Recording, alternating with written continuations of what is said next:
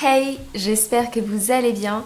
Moi, ça va très très bien et je suis ravie de vous retrouver dans une nouvelle vidéo.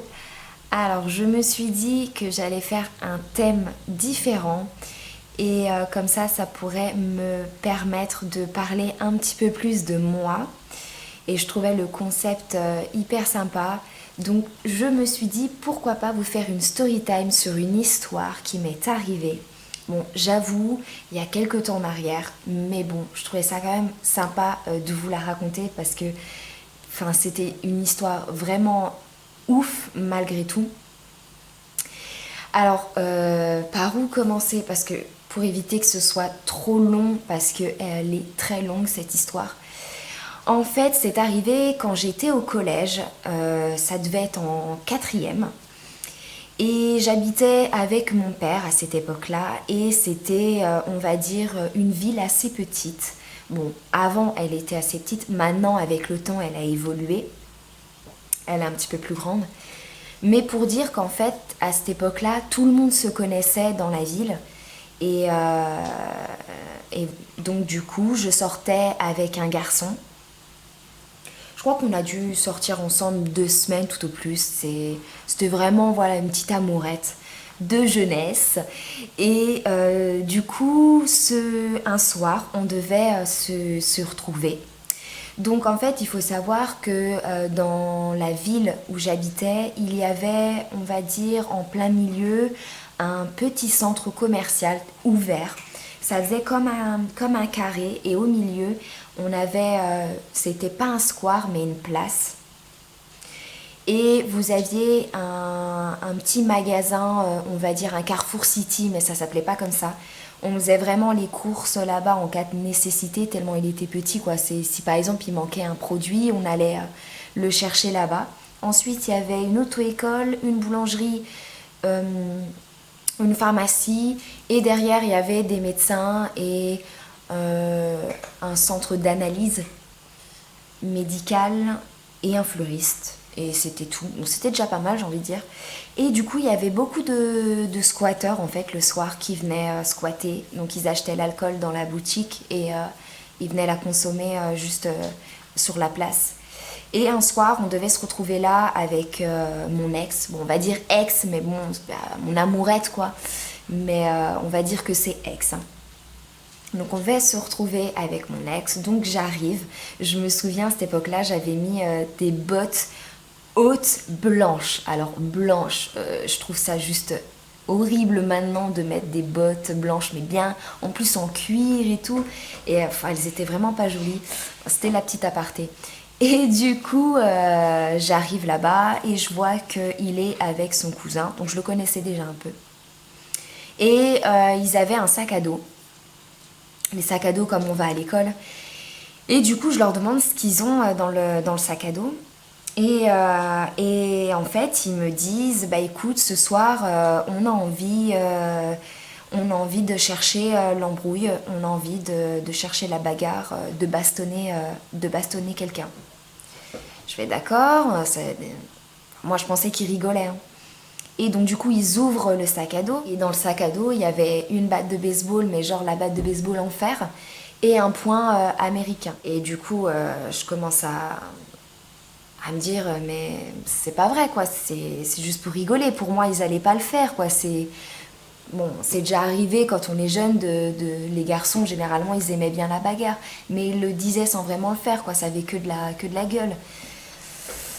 Et donc du coup, on commence à voilà, boire de la bière, etc. Oui, je sais, c'est pas bien de boire de la bière aussi jeune, je sais, je sais.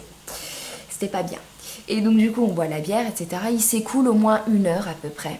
Et là, un mec se pointe. Donc il passe dans la petite impasse là où on était pour rentrer chez lui. Et mon ex et son cousin commencent à sortir un la batte de baseball et l'autre le poing américain. Et moi je commence à paniquer parce que finalement c'était pas une blague. Et donc du coup il cherche la merde à ce mec. Et le mec lui commence à flipper, il était tout seul. Alors que les autres ils étaient deux, ils se sont dit voilà nous on est deux, c'est sûr, c'est bénef, on lui casse la figure et voilà quoi, c'était ce qu'il voulait de base. Et donc le mec il arrive à esquiver l'altercation et il s'en va. Donc moi je me suis dit c'est bon, c'est fini, voilà, c'est fini dans la soirée, elle va être plus tranquille quoi. Ils ont eu ce qu'ils voulaient et voilà. Sauf que le mec qui s'est barré, bah il revient. Et il revient le mec, pas tout seul, forcément, sinon ça aurait été trop drôle. Et il revient à 3. Donc il se pointe à 3. Et en fait la scène, je peux même pas vous dire en fait. La scène, elle se passe, j'ai l'impression qu'en fait elle s'est passée une éternité, mais ça arrivait vite malgré tout.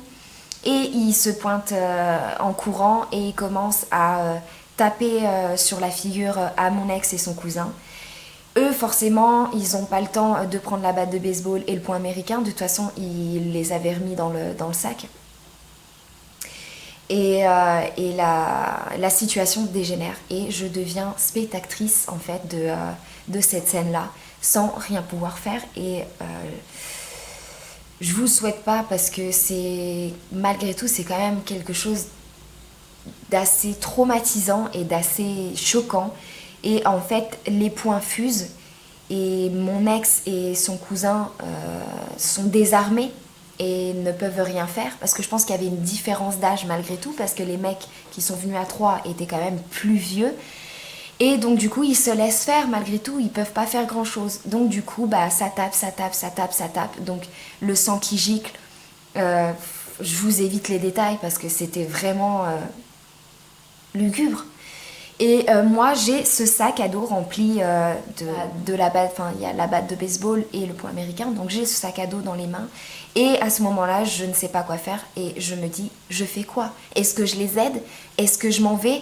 Qu'est-ce que je fais? Oui, j'aurais pu appeler la police, mais à ce moment-là, on est complètement tétanisé, on ne sait pas quoi faire et on reste figé. Et à un moment donné, je me suis pris un état d'adrénaline en fait. Et j'ai eu envie de les aider et je commence à dire à un des mecs lâche-le, sinon j'utilise le poing américain ou la batte de baseball, je sais plus ce que j'ai dit à ce moment-là.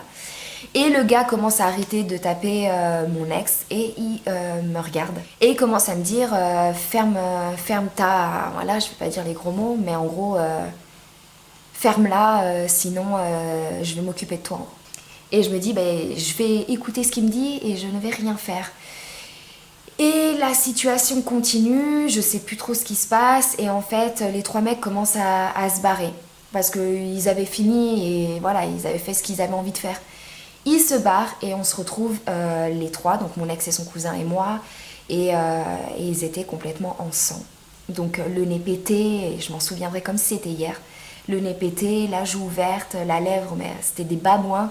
C'était vraiment ouf.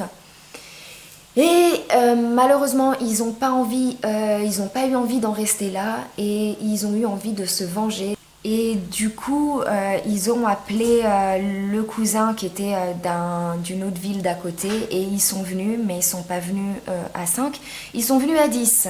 Et bien armés, enfin voilà, de quoi faire.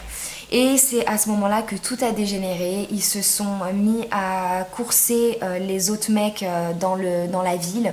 Donc c'était des maisons qui étaient identiques, limite c'était un labyrinthe. Et vers ces maisons-là, il y avait des squares en fait. Donc tout se rejoignait. Donc ils se sont mis à courir là. Enfin, ils ont coursé partout. C'était la catastrophe. Et je ne sais pas pourquoi, moi, je me suis mis aussi à courser des mecs. Alors, pourquoi? Je ne sais pas. J'aurais mieux fait de me casser, rentrer chez moi tranquillement. Mais non, il fallait que j'aille les aider. Parce que pour moi, je ne pouvais pas les laisser dans cette merde-là. J'aurais mieux fait. Et c'était en pleine nuit. Donc je me retrouve à être face à un mec. Et ce mec-là avait dans la main un cul de verre. Et je ne sais plus ce qui s'est passé à ce moment-là. Mais je sais que je me retrouve avec une balafre ici et la joue littéralement ouverte. Et à partir de là, c'est un trou noir. Je sais qu'à mon avis, je rentre chez moi. Parce que je me vois rentrer chez moi, enfin j'ai paniqué et je suis rentrée chez moi et je les ai laissés finalement dans leur merde. Ce que j'aurais mieux fait faire depuis le début. Et je rentre chez moi, je continue ma vie, je retourne au collège, etc. Voilà. Et un jour, chez moi débarque la police. parce que j'étais convoquée pour justement cette fameuse bagarre. Donc c'était 3 jours après. Et j'ai été convoquée par la police pour leur donner un témoignage par rapport à ce qui s'est passé.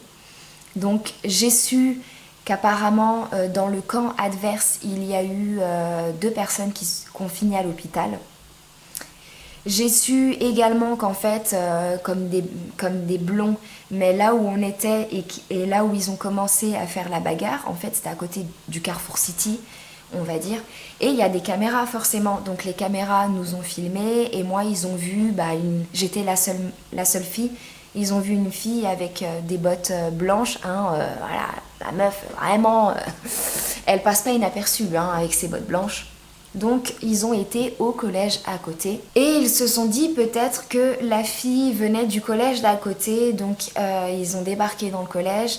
Et en fait j'ai une copine de ma classe, copine tu parles, qui a balancé en fait à la police qui j'étais et où j'habitais. Et donc du coup ils ont débarqué chez moi, donc j'ai été au poste et j'ai tout raconté quoi, parce qu'ils savent employer les bons mots pour nous faire peur. Et donc du coup j'ai tout déballé. Et ils m'ont pris en photo, donc de profil, gauche et droite, avec les photos, etc. pour que je pense, parce qu'il y a eu quelqu'un qui a porté plainte, le camp adverse, celui qui a été à l'hôpital, forcément, ils ont porté plainte contre les personnes avec qui j'étais. Et je pense que ils ont dû montrer les photos de moi pour être sûr que c'était bien moi qui étais là. Et donc du coup, voilà. Et après, je ne sais absolument pas la suite, ce qui s'est passé. Moi, je n'ai pas été appelée en tant que témoin au tribunal. Je ne sais pas du tout ce qui s'est passé par la suite, qu'est-ce qui a encouru, etc. Je ne sais pas. Moi, ce que je sais, c'est que ça m'a traumatisée et que je n'oublierai jamais cette histoire-là. Parce que quand on vit la scène, on la regarde dans le film, ok, mais quand on vit la scène, ça reste quand même traumatisant et c'est... voilà. Et pour vous dire, faites attention avec les personnes avec qui vous traînez, parce que des fois, on peut avoir des mauvaises fréquentations, malheureusement ça arrive, et une situation peut vite dégénérer. Et voilà. Et je pense que j'aurais dû partir dès qu'il m'a dit « je veux chercher l'embrouille ». Et à ce moment-là, j'aurais dû partir et j'aurais pas dû rester. Et voilà. Donc, je pensais que moi, j'étais quelqu'un dans un monde de bisounours. Et je voyais le mal nulle part. Et je pensais que ça allait pas mal finir.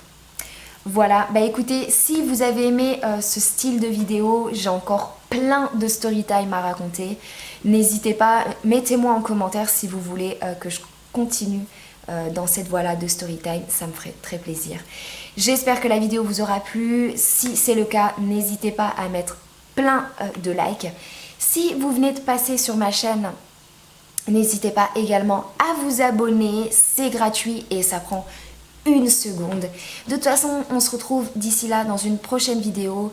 Moi, je vous embrasse et surtout, prenez soin de vous. À bientôt!